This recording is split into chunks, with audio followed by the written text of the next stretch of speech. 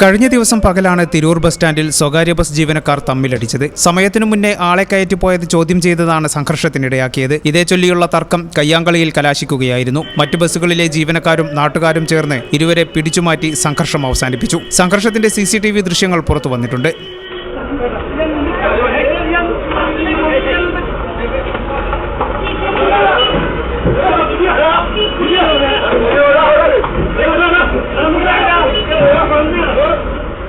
ആദ്യം പോകേണ്ട ബസ് ട്രാക്കിൽ കിടക്കുമ്പോൾ മറ്റൊരു ബസ് അവരുടെ നിശ്ചിത സമയത്തിനു മുന്നേ സ്റ്റാൻഡിലെത്തി ആളെ കയറ്റി പോകാനൊരുങ്ങിയിടത്തു നിന്നാണ് തർക്കത്തിന്റെ തുടക്കം. ആദ്യം പോകേണ്ടിയിരുന്ന ബസ്സിലെ ജീവനക്കാരൻ ഇത് ചോദ്യം ചെയ്തതോടെ ഇരുവരും തമ്മിൽ തർക്കവും വാക്കേറ്റവും ഉണ്ടായി. ഇത് പിന്നീട് കയ്യാങ്കളിയിലേക്ക് നീങ്ങുകയായിരുന്നു. മെയ് 15 നടന്ന സംഭവത്തിന്റെ CCTV ദൃശ്യങ്ങൾ ഇപ്പോഴാണ് പുറത്തു വന്നത്. പോലീസ് സ്ഥലത്തെത്തിയെങ്കിലും ഇരുവിഭാഗത്തിനും പരാതിയില്ലാത്തതിനാൽ കേസെടുത്തില്ല. ഈ ചാനൽ ന്യൂസ്, തിരൂർ.